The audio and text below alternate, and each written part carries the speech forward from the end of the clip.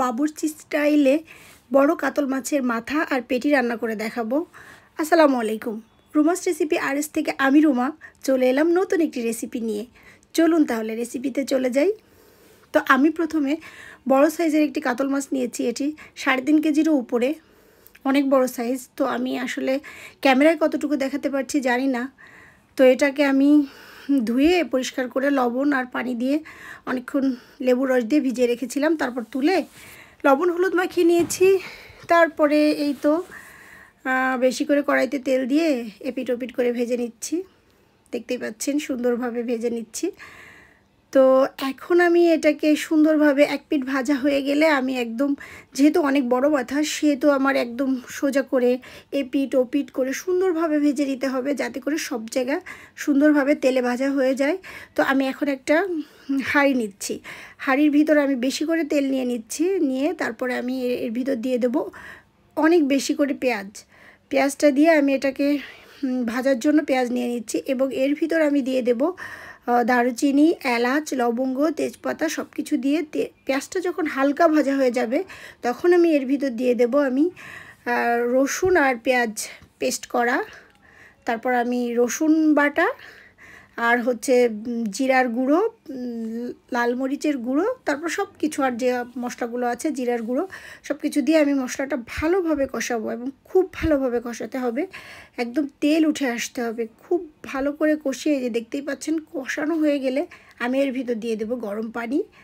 একদম ফুটন্ত গরম পানি দিয়েছি। টেস্টটা ভালো আসার জন্য গরম পানিই ব্যবহার করতে হবে। এবং যখন টকবক করে ফুটে উঠবে গরম পানিটা, তখন আমি এর ভিতর দিয়ে দেবো আমি ওই মাছের মাথাটি। যেহেতু মাছের মাথাটি অনেক বড় সেহেতু এটাকে রান্না হতে সময় লাগবে, এই জন্য শুধু মাথা দিয়েই আমি অনেকক্ষণ জাল দেব এবং ঢেকে রেখে এটাকে বেশ কিছুক্ষণ আমি রান্না করব। এবং একটা পিঠ হয়ে গেলে আমি দুটা স্প্যাচুলার সাহায্য নেব, কারণ একটাতে হলে এটা ভেঙে যাওয়ার চান্স থাকতে পারে, যেহেতু অনেক বড়। তো সেহেতু আমার দুইটা দিয়ে আমি একদম ঢেকে আবার আরেক পিঠ রান্না হয়ে গেলে এখন আমি আমার মাছগুলো দেবো, পেটির মাছগুলো। এগুলোও বেশ বড় বড় সাইজের। তো এটা আমি এক সাইজ সুন্দর করে সাইডে দিয়ে দেব। দেখতেই পাচ্ছেন আমি সুন্দরভাবে এক সাইডে দিয়ে দিচ্ছি। তো এটা এক সাইডে দিয়ে দেওয়ার পরে আমি এখন সুন্দরভাবে এটাকে জাল করব। খুব চমৎকারভাবে দিয়ে দিয়েছি এবং খুব সাবধানে যাতে ভেঙে না যায়। তো এখনও একটু নেড়ে চেড়ে দিতে হবে। ওই মাছগুলো একটু একটা পিঠ হয়ে গেলে হালকা নেড়ে দিয়ে, দেখতেই পাচ্ছেন যখন ঝোলটা টেনে আসবে তখন আমি কাঁচামরিচ দিয়ে দিচ্ছি। এবং এই ফাঁকে আমি কিন্তু দিয়ে দিয়েছিলাম একটু জিরের গুঁড়ো, একটু বেরেস্তা, যদিও স্কিপ হয়ে গেছে, আপনারা দিয়ে নেবেন। এবং খুব সুন্দর একটা ফ্লেভার আসছে। আসলে খাওয়ার সময় আমি নিজেই ভুলে গেছি যে এটা কি বাবুর্চির রান্না নাকি আমারই রান্না। এত মজা হয়েছে, মাশাআল্লাহ মাশাআল্লাহ, খুবই চমৎকার। এবং কালারটাও সেই সুন্দর এসেছে, আপনারা দেখতেই পাচ্ছেন। তো এটা আমি একটা বড় সার্ভিং প্লেটে সার্ভ করেছিলাম।